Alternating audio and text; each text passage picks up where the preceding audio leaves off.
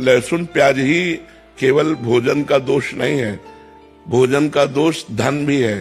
किस धन से भोजन आया है, जिस धन से भोजन आया है उसका प्रभाव हमारे ऊपर पड़ेगा, भले वो सात्विक मूंग की दाल और रोटी हो, लेकिन वो धन पाप कर्म से कमाया गया है और मुझे दिया गया है, तो मेरी बुद्धि पर उसका फर्क पड़ जाएगा, उसको बुद्धि भ्रष्ट हो जाएगी। भीष्म पितामह जी, द्रौपदी जी, युधिष्ठिर जी और सब है सैया पर पड़े हुए हैं, जो बाणों की सैया पर, तो उनसे प्रश्न युधिष्ठिर जी कर रहे हैं, तो सटीक उत्तर दे रहे, तो द्रौपदी जी हंस पड़े। तो भीष्म जी ने कहा, बेटा हंसे क्यों?